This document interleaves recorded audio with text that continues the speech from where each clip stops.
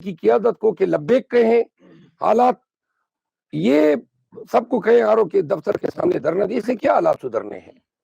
یہ ایک بین الاقوامی مسئلہ بن چکا ہے، یہ کسی ایک آر او کا مسئلہ نہیں ہے، نہ ایک کینڈیڈیٹ کا ہے، یہ پاکستان کی پوری آبادی کا مسئلہ ہے، تمام پاکستان کا ہے۔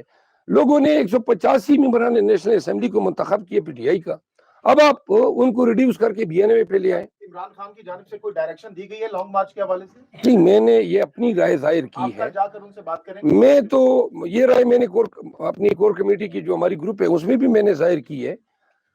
اب خان صاحب جو ہیں وہ فائنل اتھارٹی ہے، اگر وہ سمجھتے ہیں کہ میری رائے درست ہے یا حالات کے مطابق ہمیں یہ راست اقدام اٹھانا چاہیے تو وہ شاید اگری کر لے، اور اگر دوسرے دوست پریویل کرتے ہیں تو جو بھی فیصلہ ہوگا کل آپ کے سامنے۔ ذرا کنفیوژن ہے چونکہ رپورٹ یہ ہو رہا ہے کہ جیسے ابھی آپ نے کال دی ہے کہ کارکنان اس وقت اسلام آباد پہنچے، یہ ذرا کلیریفائی کر دیجیے گا کہ ابھی آپ کال دے رہے ہیں کارکنان کو اسلام آباد پہنچنے کی؟ نہیں، میں نے یہ تو میری کال نہیں ہوگی، یہ تو پارٹی کا فیصلہ ہوگا، یہ تو میں نے اپنی رائے دی ہے کہ میری رائے یہ ہے کہ ہمیں کارکنان کو اسلام آباد پہنچنے کی کال دینی چاہیے، یہ میری رائے ہے، یہ پارٹی کا فیصلہ نہیں ہے، نہ خان صاحب نے ابھی تک اس فیصلے کی اس حوالے سے کوئی فیصلہ کیا ہے۔ مروت صاحب یہ بتائیے گا کہ رشین فیڈریشن، کامن ویلتھ اور یورپی یونین سمیت امریکہ کی جانب سے بھی انتخابات پہ سوالات اٹھائے گئے، بحیثیت وکیل ایک تو یہ بتا دیجیے گا کہ کیا پی ٹی آئی بھی یونائیٹڈ نیشن کو اس حوالے سے کوئی خط لکھنے جا رہی ہے، اور دوسرا یہ بتائیے گا کہ کتنی ایسی سیٹیں ہیں جو الیکشن ٹریبونل، ہائی کورٹ یا سپریم کورٹ سے واپس پی ٹی آئی کو مل سکتی ہیں؟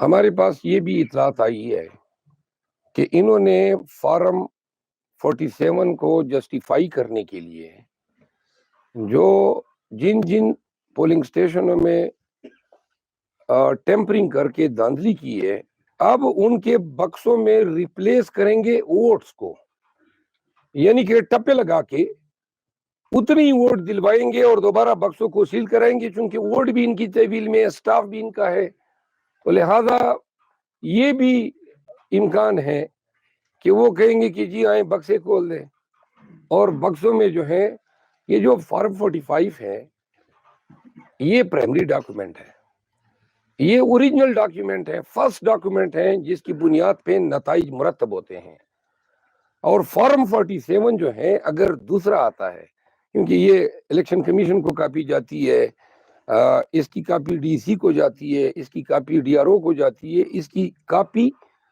پولنگ سٹیشن میں موجود ہر ایجنٹ کو ملتی ہے، تو لہذا وہ تمام کاپیاں کلیکٹ کرنا اور ان کو غائب کرنا یہ ان کے بس سے باہر ہے، تو لہذا فارم 45 کی بڑی اہمیت ہے، سگنیفیکنس ہے۔ ایک چیز آپ اور بھی دیکھیں نا، جو علاقہ انہوں نے منتخب کیا سینٹرل پنجاب میں، شاید کچھ حالات ایسے ہوں گے کہ وہاں پہ تمام حلقوں میں اس طرح داؤ چلانا ممکن نہیں تھا، لیکن پنڈی، اسلام آباد اور یہ جو جہلم تک کا علاقہ ہے، اس کو نارتھ پنجاب کہتے ہیں، نارتھ پنجاب کو چنا ہے، اور یہ ساری داندلی میجارٹی نارتھ پنجاب میں کی گئی ہے۔ اچھا مروت صاحب یہ بتائیے گا، 2 روز پہلے ٹویٹ کیا تھا آپ نے، پھر ڈیلیٹ کر دیا، مریم نواز کے حوالے سے کوئی ٹویٹ تھا، اس حوالے سے کیا کہیں گے؟ آپ نے دیکھی تو وہ ٹویٹ، آپ نے دیکھی تھی ٹویٹ؟ آپ سے میں پوچھ رہا ہوں جس نے سوال کیا ہے، آپ نے دیکھی تھی یا آپ غلط بیان نہیں کر رہے؟ میں نے کوئی ٹویٹ نہیں کی تھی، وہ ٹویٹ میرے نام پہ جیلی اکاؤنٹ بنے ہوئے ہیں۔ آپ سوال سوچ سمجھ کے کیا کریں، پہلے اپنی تحقیق تو کیا کریں۔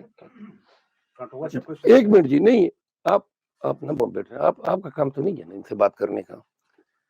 میرے نام سے بہت سارے جیلی اکاؤنٹ بنے ہوئے ہیں، اور بار بار میں ان کو رپورٹ بھی کر چکا ہوں، اور سوشل میڈیا پہ میں شیئر بھی کر چکا ہوں۔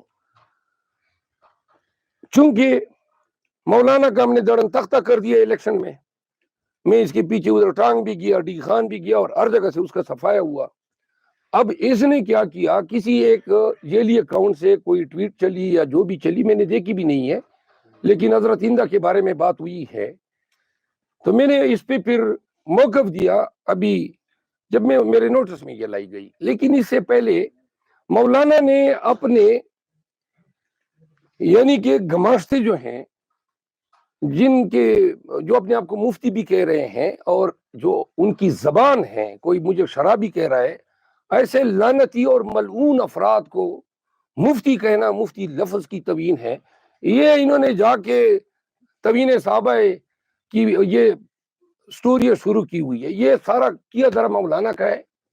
یہ مذہبی منافرت پہ لا رہا ہے.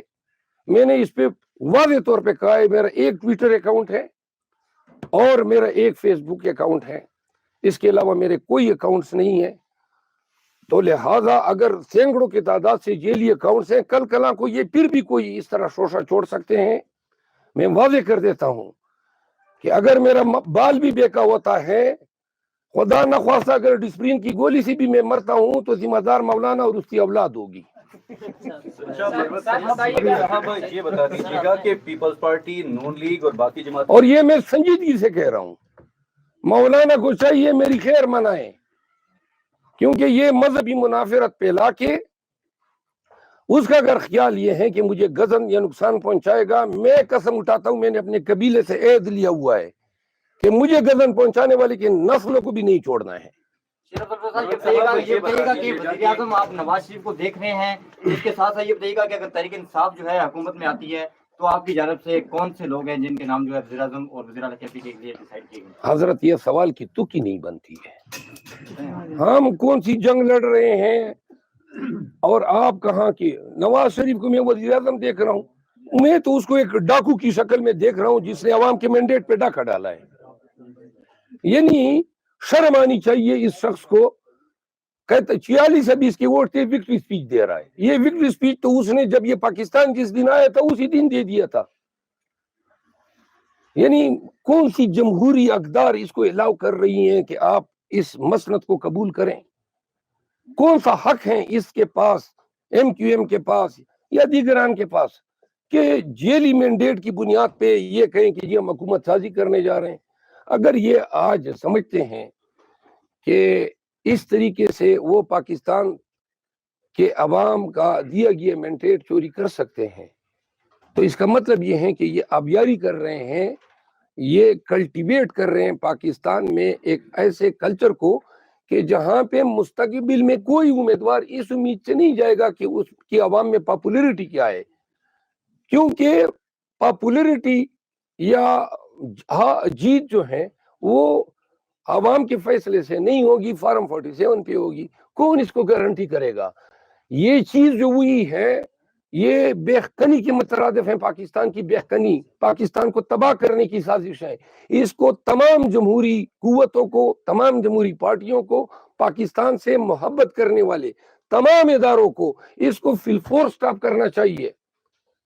اگر یہ چیز سٹاپ نہیں ہوتی ہے، انڈو نہیں ہوتی ہے، تو یاد رکھیں کہ پاکستان کے ساتھ جو ظلم ہوگا آنے والے دنوں میں اس جیلی حکمران میاں نواز شریف کو بٹھانے کے بعد وہ ناقابل تلافی ہوگا.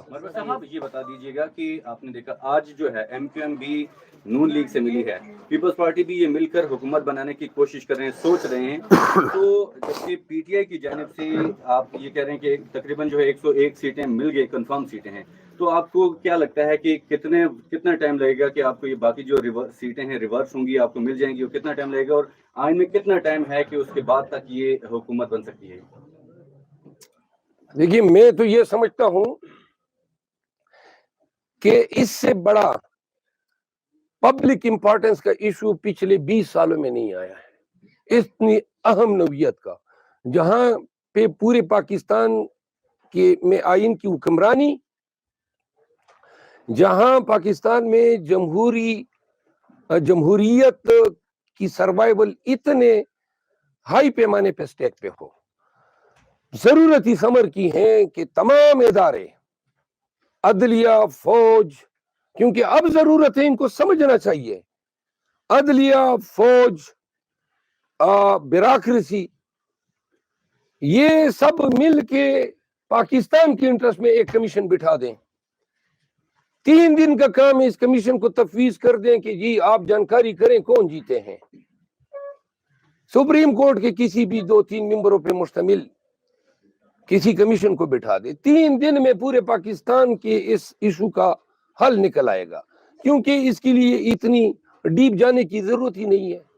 सारा मटेरियल, सारे शवाहिद, हकाइक जो हैं वो अवेलेबल हैं। मैं ये समझता हूँ कि हल यही है, अगर हम नॉर्मल अदालती तरीके से जाएंगे, मेरा ख्याल है कि ये तब तक हुकूमत बना चुके होंगे। अच्छा शरफ मोहम्मद साहब, पार्लिमानी सियासत में तो दाखिल होने पे आपको मुबारक हो, लेकिन दूसरी तरफ पार्लिमानी सियासत को कमज़ोर किया जा रहा है। जैसा कि गुज़श्ता 2 साल से बातें हो रही थी कि पार्लियामेंट होगी और हुकूमत बहुत कमज़ोर दी जाएगी, और इमरान खान से भी गुज़श्ता हफ्ते जेल में यही बात हुई। उन्होंने कहा था कि मैं कमज़ोर हुकूमत लेने की बजाय अपोजिशन में बैठूंगा, लेकिन पार्लियामान को कमज़ोर नहीं होने दूंगा। तो ऐसे में आपको अगर कमज़ोर हुकूमत मिलती है तो क्या करेंगे? क्योंकि 2018 के बारे में इमरान खान ने अपने बयान में भी, जेल में भी और बाहर भी कहा है, बाहर भी, कि मुझे उस वक्त भी मखलूत हुकूमत या इत्तेहादी हुकूमत, कमज़ोर हुकूमत नहीं लेनी चाहिए थी।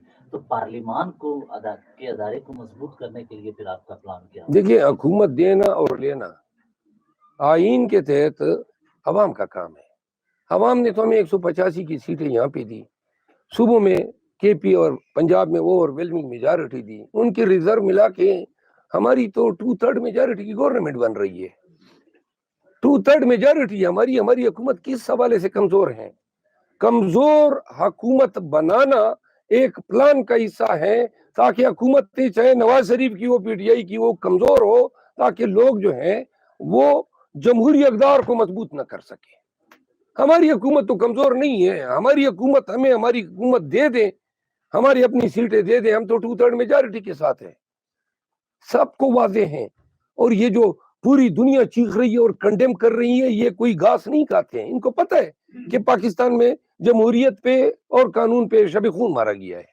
सर ये बताइएगा कि मुस्लिम लीग नून की जानिब से साइबर वारफेयर भी जारी है, और उन्होंने ये भी मुख्तलिफ अफवाहें और खबरें फैलाना शुरू कर दी हैं कि जो पीटीआई के हमायत याफ्ता आज़ाद उम्मीदवार हैं वो फलां जमात के साथ शामिल हो गए, हमारे साथ शामिल हो गए। इसका कैसे मुकाबला करेंगे? देखिए, अगर उनको ये अच्छा लग रहा है या किसी को भी अच्छा लग रहा है कि इन हालात में ये सब कुछ करने के बाद अब जो हमारे उम्मीदवार हैं उनको भी तोड़ना शुरू कर दें, और ये कोई अखलाकी तौर पे किसी भी एंगल से कोई दुरुस्त किसी को नजर आ रहा है तो तोड़ें। मुल्क को तोड़ रहे हैं तो ये हमारे उम्मीदवारों को पहले नहीं तोड़े हैं? कितने मेयर सेनेटर्स हमारे अगवा हुए, मारा पीटा, उनको पार्टी छोड़ने पे मजबूर किया गया। अब अगर ये और इस ड्रामे को तसलसल देना चाहते हैं, उनको समझ रहे हैं कि इसमें कोई खूबसूरती है, कोई निखार है, मुल्क में खुशहाली आ सकती है, तुम्हारे हमें तोड़े, हमें मजीद क्या रहेगी इस मुल्क में? मतलब ये हमने पार्टियों को मजबूत करना है। पीटीआई ने कितने मुश्किल हालात में सब कुछ सहने के बावजूद, हमने कहा हम इलेक्शन करते हैं, सारी कोशिश इस पे थी कि हम बाइकाट करें, हमने इलेक्शन लड़ा, कितने नामसाइद हालात में लड़ा, जब फिर भी अवाम ने हमें मैंडेट दिया, अब कहते हैं कि नहीं वो मैंडेट भी आप नहीं रख सकते। ऊपर से अब ये कह रहे हैं कि जी हम चाहते हैं जितने लोग जाना चाहें चले जाएं। लेकिन क्या पाकिस्तानियों को ये अच्छा लगेगा कि पीटीआई के मैंडेट से मुंतखब हुआ उम्मीदवार जो है वो नून में चला जाए? और नून को कौन सी, यानी इसमें उनकी तज़ीन व आराइश होगी क्या? उनको लोग वकार से देखेंगे अगर वो ये देखें कि इन हालात में ये ऊपर से ये भी कर रहे हैं? फैसला आप लोगों पे है। साहब ये बता दीजिए लास्ट क्वेश्चन, के क्या किसी सियासी जमात के साथ मिल बैठ सकते हैं, किसी के साथ हुकूमत साथी में कोई मुज़ाकरात हो सकते हैं? क्योंकि पीपल्स पार्टी के हवाले से खबरें चल रही हैं कि अंदरूनी खाना आसिफ जरदारी की जानिब से पीटीआई से किए जा रहे हैं कि हुकूमत साथी मिलकर। देखिए, खान साहब से कल इजाजत मिलने के बाद तमाम हम इक़दामात उठाएंगे। शुक्रिया।